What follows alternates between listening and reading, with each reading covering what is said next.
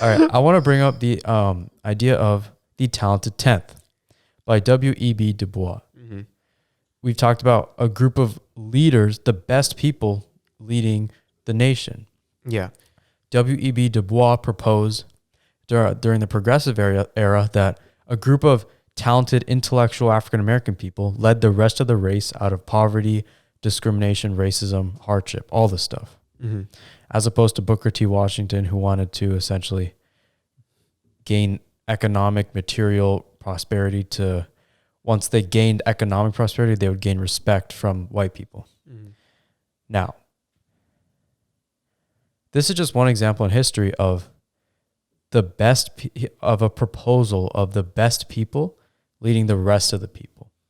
Now, who determines what's the best? Who's the best person? Yeah, and I mean, it's really easy to make people think that, you know, you're the best, right?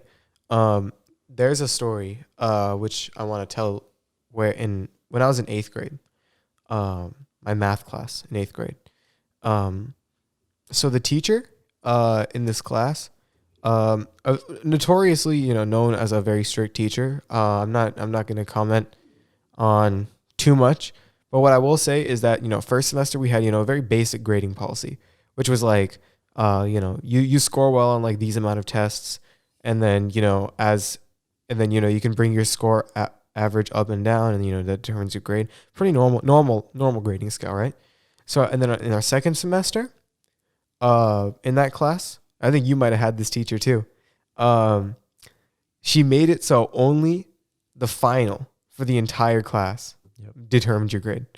So when I was a student and my fellow peers heard about it, we were outraged. We were like, why would only the final determine our whole grade? And we were rightfully so, like pretty upset over that, right? Because now nothing we did throughout the entire year mattered. There was no point in studying for any tests as long as you just learned the material before the final.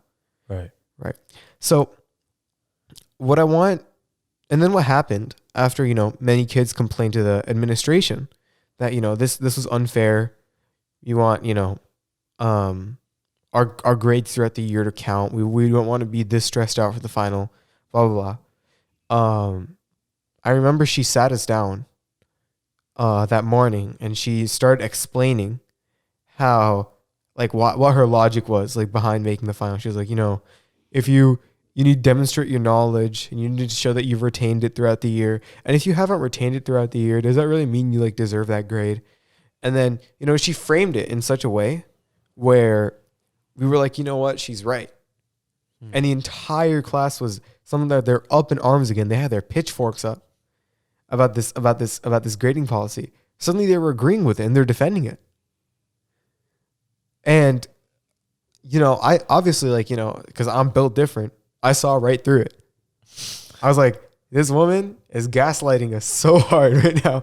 She's talking about how we didn't earn the grade. Like, no, we learned the content. We performed well in the test. We still earned the grade.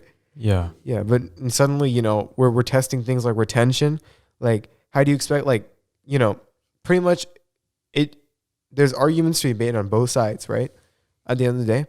But the reason I brought up this story is because when you have someone in like an influential speaker or someone who's good at convincing others, you can easily convince them that you're part of that, you know, upper 10%. Okay, so the people who aren't necessarily, the people who are the most charismatic would be leading the rest, not necessarily people with the best moral character or best arguments for improving the nation.